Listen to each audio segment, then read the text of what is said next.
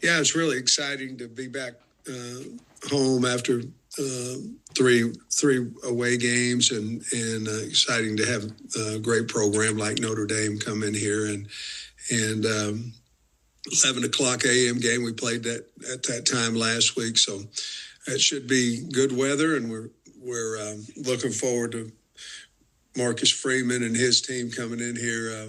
Have a lot of respect for him and what he's done, and of course Notre Dame's program. Coach, we'll start you off today with Matt Byrne of the Arkansas Democrat-Gazette. Yeah, good morning, Sam. Hitler yesterday was saying how yesterday's practice was a good one. Just curious how you've seen guys maybe respond better in this week's practices compared to last. Well, I don't remember ever saying that last week's practices were bad, but this has been a good week for us. Our team knows that we have to practice well to win versus Notre Dame, and Monday and Tuesday have been outstanding, very physical, and we know that we've got a difficult task, but we also know if we practice well that we'll have a good chance.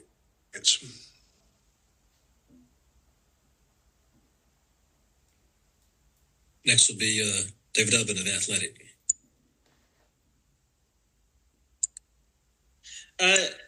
Sam, I was curious, the availability reports in the SEC, you guys are about a season plus through that. When you've got guys who are limited in practice, but they'll be available on Saturday, and there seems to be an option to put them on the injury report, do you guys put them on your report, or how do you handle that? We do. We put them as probable, questionable. But if we think there's a chance that they're going to play, we put them one of those two categories. Mm-hmm.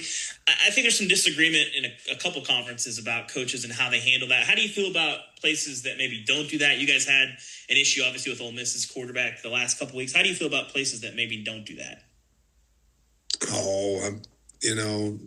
Bottom line, when you get out there, they're either going to be out there or not. We have guys checking, as they do, as our opponents do too, to see if we know who potentially was injured from the game before, and we watch them in pregame, just like we watch our own that are on that list to see if they're going to be ready to go.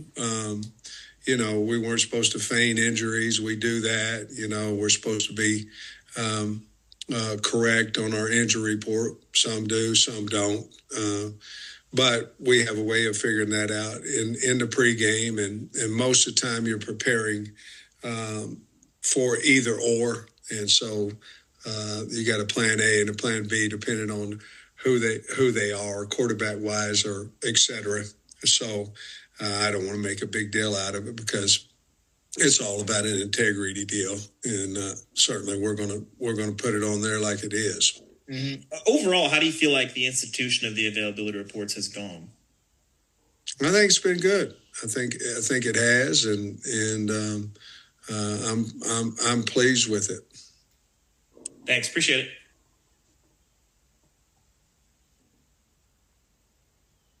Next is Trey Biddy of Hog Sports. Yeah, Coach, I kind of asked you on Monday about, if you felt any added pressure with this game, but just to kind of put it a different way, what about the opportunity of playing Notre Dame and getting this thing turned around? And have you discussed that angle with your team? We've certainly talked, each and every week we talk about, how to win. Certainly Notre Dame being a national brand is something that extra motivation is not needed because everybody knows it's Notre Dame. So are there easier games to motivate than others? Yes. But I think our team added pressure. I don't think there's any added pressure there through the coaching staff nor the players. As long as we do what we're supposed to do in preparation, then we know we've got a good football team, and then we'll figure it out on Saturday. But I don't really think there's extra pressure. Pressure comes from either internally or from the outside, and I don't think there's outside pressure for us. I think we're a pretty tight knit team, and our pressure is that we want to win. So I don't think it's been too much that way. Do you even remember how to get ready for a home game in Fayetteville? It's been 3 weeks since you guys have been home, and what changes for you guys from a mentality of, obviously going to Little Rock, but, us against the world mentality in Oxford and Memphis? Yeah. Trey, our schedule's been this way ever since I've been here. It's been 1 at home and 3 or 4 gone and then come back. And, to be honest with you, it's more disappointing for the fans, but just having our crowd, having people in there rooting for us and affecting the opponent is a huge, huge advantage. They're talking about winning on the road in the SEC. Well, it's hard. They've got fans. They've got noise. You're traveling. Winning on the road in the SEC at night is the percentile it's hard. And the reason being is you got the fans all, a lot of them tanked up, ready to go, and the noise and the factors going on with that. So, man, it's nice to be that team this week and be able to host. And I expect a huge, huge crowd and a lot of noise, and that will give us somewhat of an advantage. Thanks, Coach. Next is Andrew Hutchison of the Best of Arkansas Sports. Hey, Sam. I guess Antonio Jordan was able to travel with y'all last week. I'm curious, kind of, now that he's healthy, what have you seen from him? And kind of how do you approach him knowing he's got, there's 8 games left, there's 4-game redshirt rule. Kind of how do you approach that with him? Well, the redshirt thing is really a non-factor right now. He's got to get mentally ready enough to play in a game, with him having. So that part of it really a non-factor.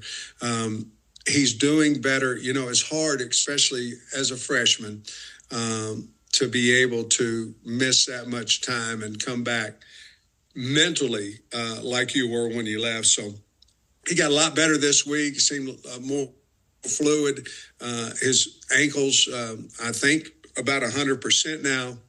So we anticipate him being a good part of our program, whether it be this week or after the bye week. I don't know, but he's going to play for us. He's a good player and a wonderful guy, and so we'll kind of work him in as we see fit. But he's more ready this week than he was last.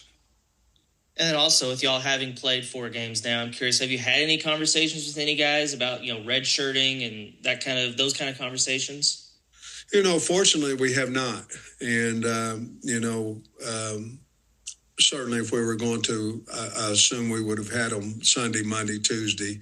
But I'm hoping that they pass the 5 for 4 and a 5 for 5, and it's a non-factor. We certainly need it to with the limited roster size and with injuries. We need it to, go to where kids aren't coming in here saying, hey, I want a red shirt, because injury-wise, it's going to go up because of just simple numbers. We got cut 15 in our roster, and now with the availability of different guys being able to come in and say they're going to redshirt when they're helping your program, it's not a good combination, in my opinion.